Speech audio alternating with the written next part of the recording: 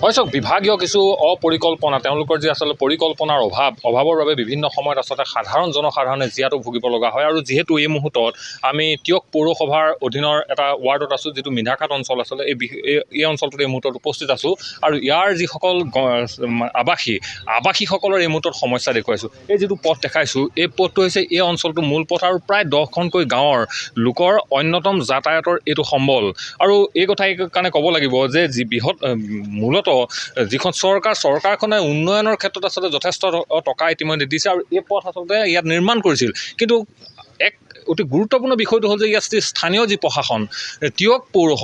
পৌৰসভাৰ যি হঠকাৰী সিদ্ধান্ত বা তেওঁলোকৰ যি অদূৰদৰ্শিত অপৰিকল্পনাৰ বাবে আচলতে এনেধৰণে জীয়াতু ভুগিব লগা হৈছে কিয়নো যদি আমি কেমেৰাত যদি কিছু দেখাওঁ মই পূৰ্বে কৈ লৈছোঁ এইটো হৈছে নগৰ অঞ্চল টিয়ক পৌৰসভাৰ অঞ্চল আৰু এই যিটো টিয়ক পৌৰসভাৰ অঞ্চল এই যিটো ৱাৰ্ড এই ৱাৰ্ডটোৰ আপুনি যদি চাই এই মুহূৰ্তত এটা নলা নেদেখে যেতিয়া নলাটো নাথাকিব এই পথত অহা যিবোৰ পানী আচলতে নিষ্কাশন হ'বৰ কাৰণে কোনো ধৰণৰ সুব্যৱস্থা নাই তাৰ ফলস্বৰূপে এনেধৰণে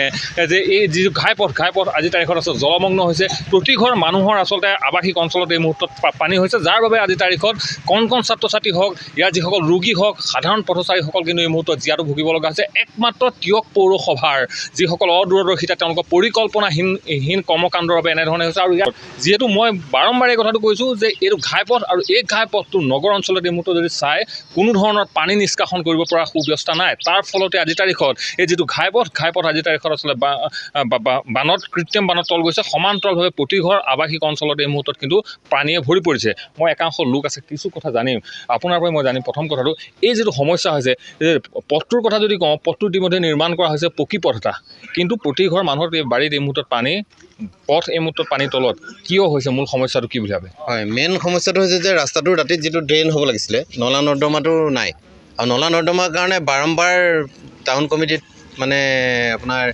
নিবেদন কৰি থকা হৈছে আৰু টাউন কমিটিত যেতিয়া যোৱা যায় টাউন কমিটিয়ে কয় PWD ৰাস্তা PWDয়ে কৰিব PWDয়ে যেতিয়া যোৱা যায় PWD কয় যে এইটো টাউনৰ ৰাস্তা গতিকে টাউনে কৰিব গতিকে সেইটো কাৰণে দুটা ডিপাৰ্টমেণ্টৰ খামখেয়ালিৰ কাৰণে সাধাৰণ মানুহখিনি আজি হাৰাশাস্তি ভুগি থাকিবলগীয়া হৈছে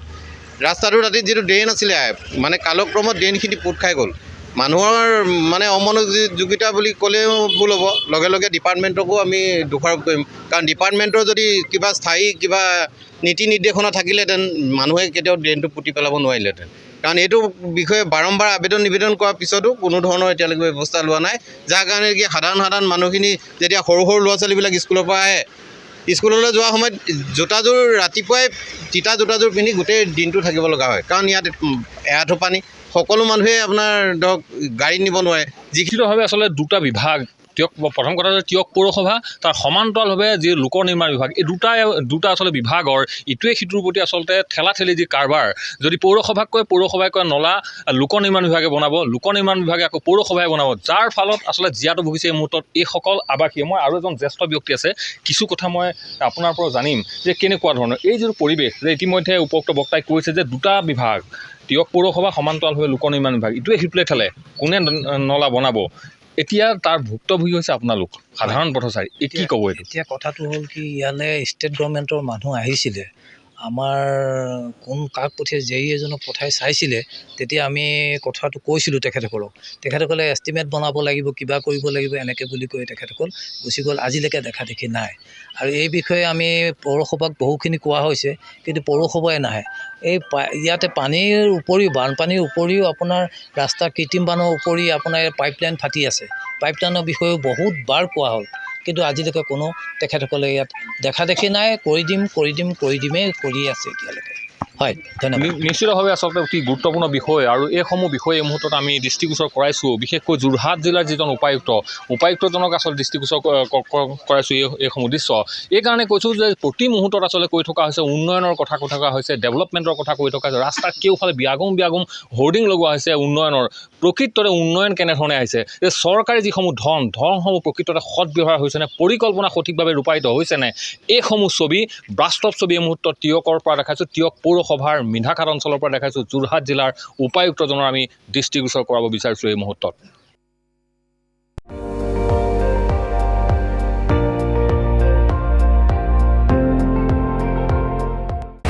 আপুনি চাই আছে ND24 সৰ্বশ্ৰেষ্ঠ নহয় সৰ্বোত্তমৰ দৌৰ